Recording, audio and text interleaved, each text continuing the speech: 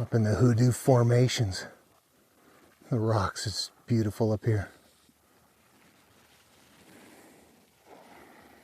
Well, you know, I wanted to talk about a couple of things. One of them is probably for the seekers. One of the things that I run into when I'm trying to wire this stuff, and I'm going to talk about that a little bit too. Somebody asked me, what do you mean reverse engineer? Work it out in your head. What does that mean? I want to talk about that a little bit because it makes sense to me, but I realize it's just something you do, and I need to describe it. It's something that anyone can do. And the other thing is to say that sometimes, and if you've studied a lot, you probably experienced this. I get to a point where my head feels like it's full or something. I can't quite describe it. I call it gelatin head. It's as if like there's just too much at some point. You're like, I'm reading stuff. I'm not focused on it anymore. I start the line, and by the time I even finish, I'm not even, my mind is somewhere else. Something is, at that point, I have to take a break from what I'm doing. And I call that gelatin head. Yeah, it's a point where it's like, oh, it's not working. My mind is not functioning properly. But here is what I have realized that is happening, and this is with absolute regularity. You leave the material and you go, I got to take a break. Let's go look at Mother Nature.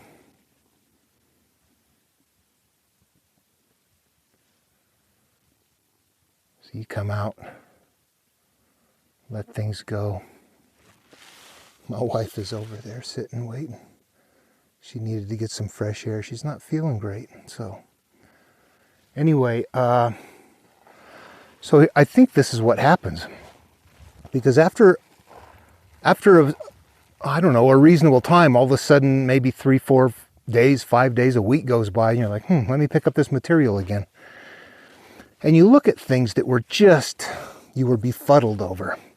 And you look at them and they make sense. And you're like, while my brain was seeking, it was grasping something while it was doing that. And it found something when I let it be.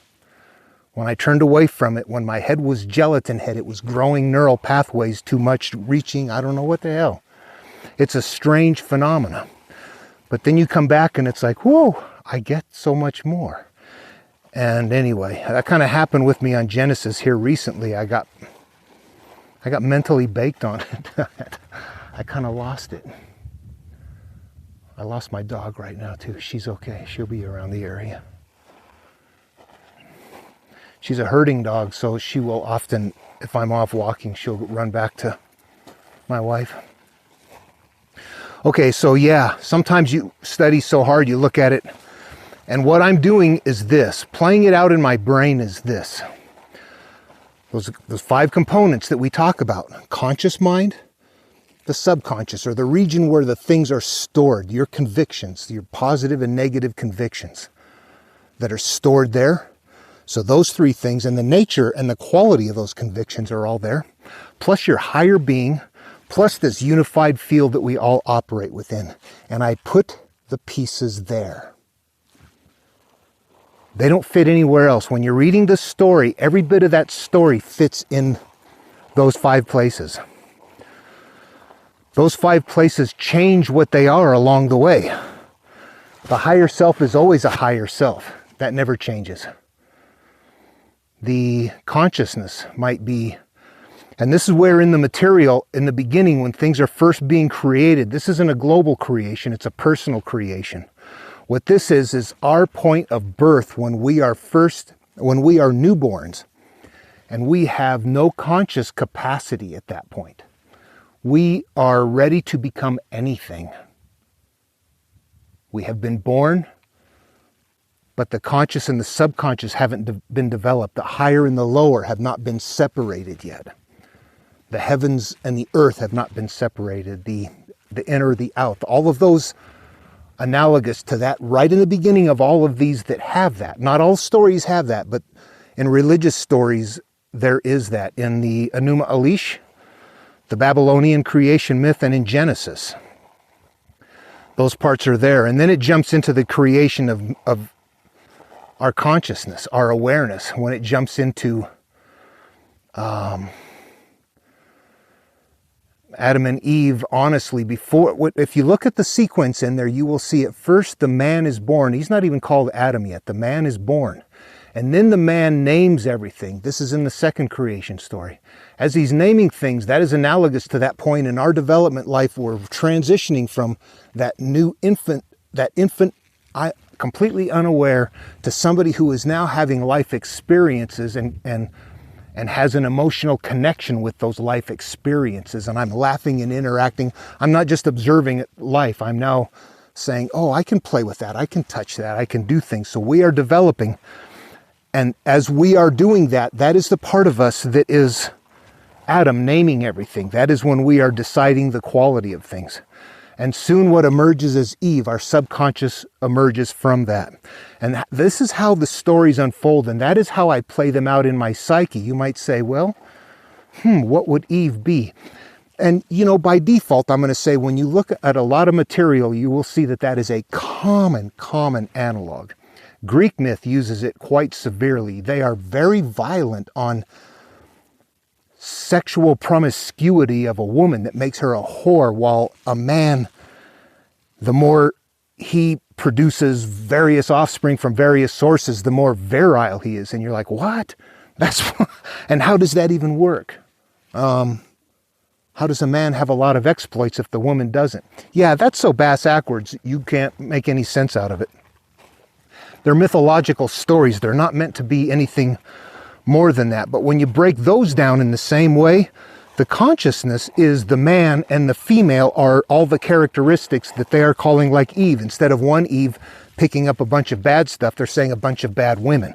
It's still conceptually the same thing in the mind. It is the qualities and the characteristics that we have picked up in life that at some point we wake up and say, oh my God, what am I doing? What have I done?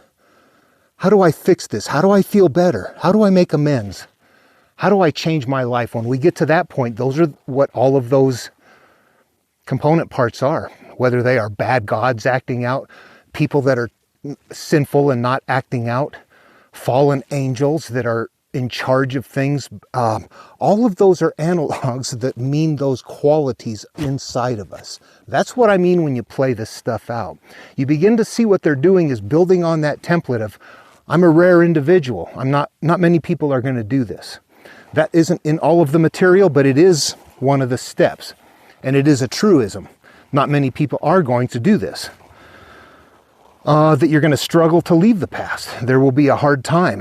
That you're going to have to get some help along the way. You're going to have to understand what to do. This material and how to apply it is really the supernatural help I believe that they're looking at in... how does Jason know how to proceed in the Argonautica without his supernatural help from a youngster? Sequences. We're looking for sequences along the way that actually work in the psyche. What would supernatural? There is no supernatural. So what would that be? A part of the story. That's learning what to do. Then you're crossing a threshold, some sort of a dangerous part. What is that? That is the part of us that is our fears, that we say, I'm not going to deal with this. It's too shameful. It's hurtful. There we are at that threshold. We cross the threshold and begin defeating the enemy, whatever it is, or we drowned it out completely. We need to destroy all of that and start anew again. The flood story kicks in. Playing them out in the psyche means exactly that. And realizing that those analogs can become very small, clean the inside of your cup, or huge, drown out the entire world and kill off everything on there and start over. It's all playing out in the psyche. I am the cup, I clean out the inside of me. This is my world, I wipe it completely away. It's the same thing on the template, regardless of how different it sounds as a physical analog to carry a teaching that is a spiritual teaching, that when you use this same process, it continues to unlock it in that same way. You know what's important is time. I've talked about this before, but look at this out here.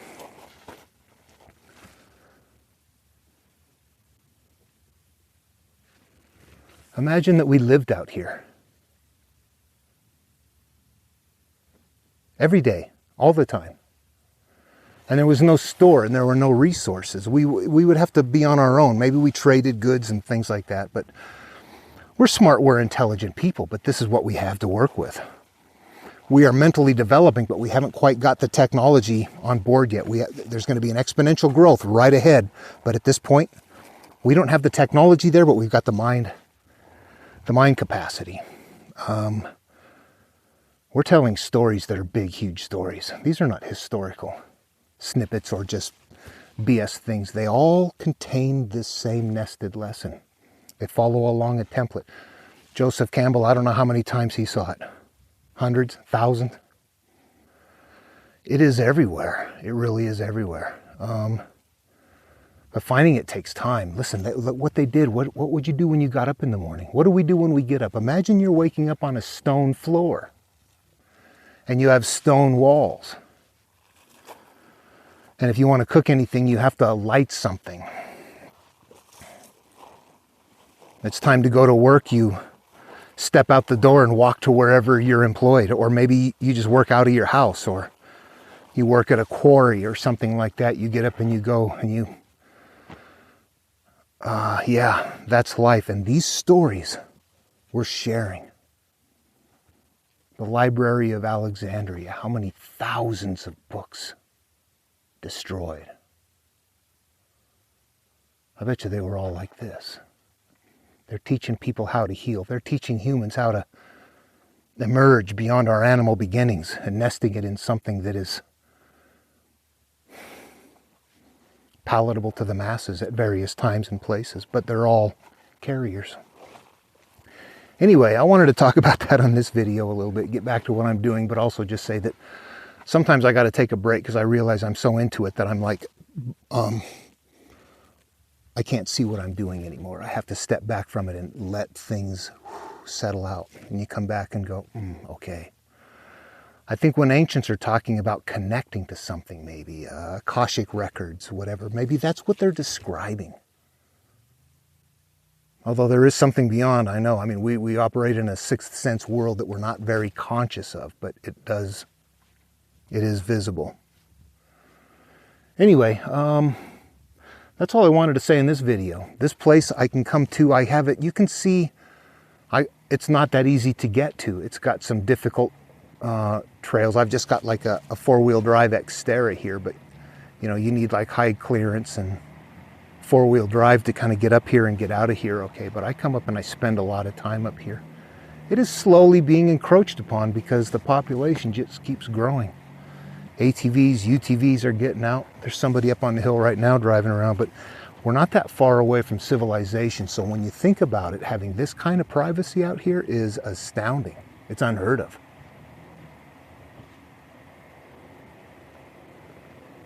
Near here is got 1,000 miles of motorcycle trail. And ATVs and UTVs are all out there. So this is kind of an in-between place that doesn't feature a lot of trails, and you're not supposed to ride off-road, so people don't come up here. So wow, what a boon.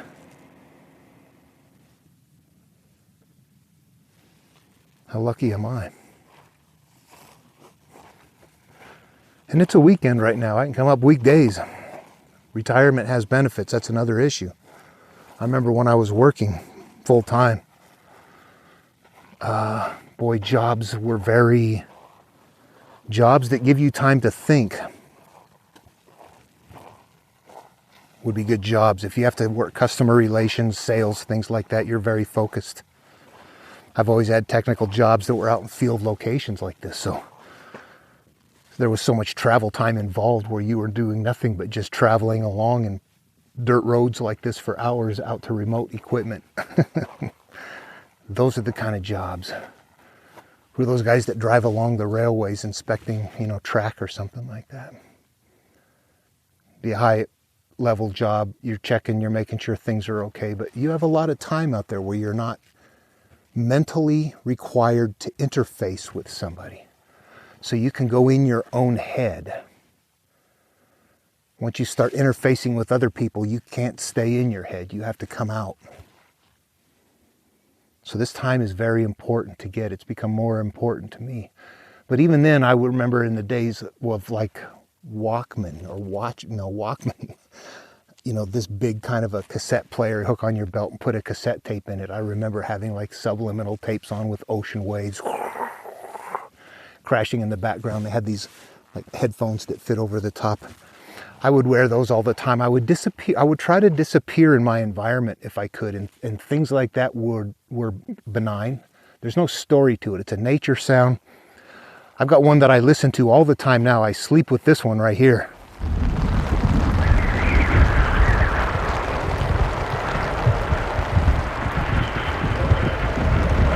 And you know what it does is it creates in my mind this sensation of, as I'm crawled under the covers or something like that, you feel safe, secure. That feels like there's a storm in the background, but there's no story to it.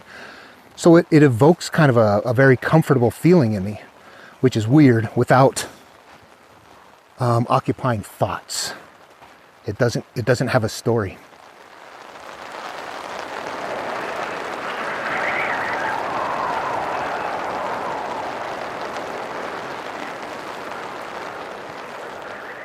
Things like that are good ideas. If you have any ideas, I mean, in your own world, I remember being in cities and being in traffic and things, and you're not going to think about anything. You can't.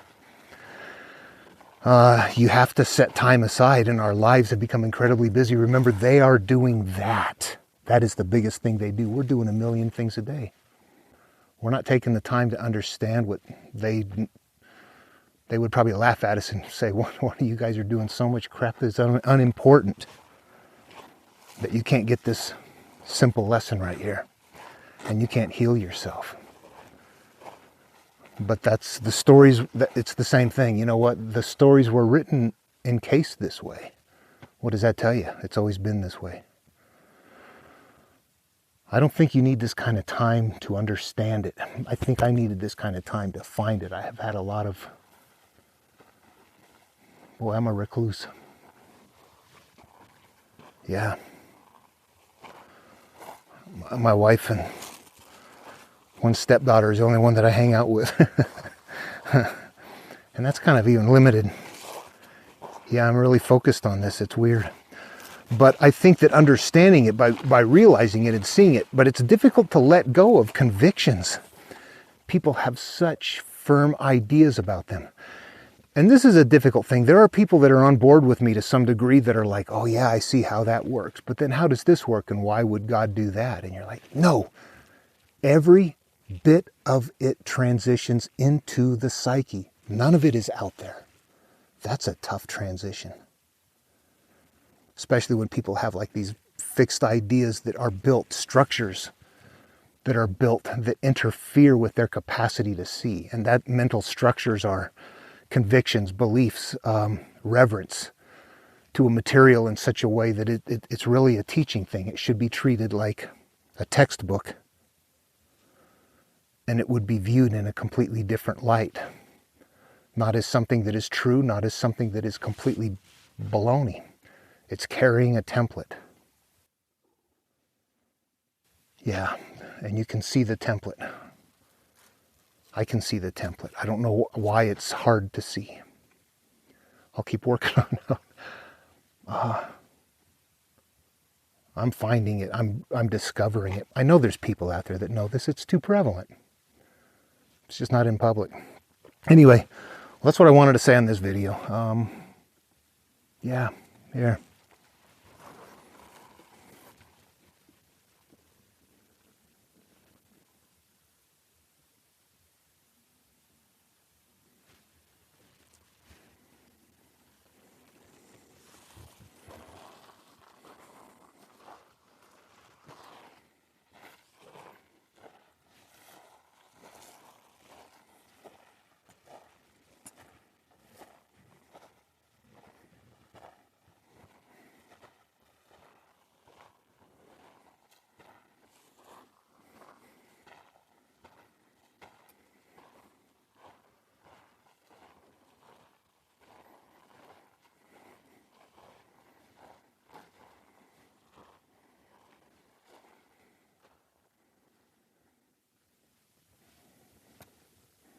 Love one another. See you in the next video.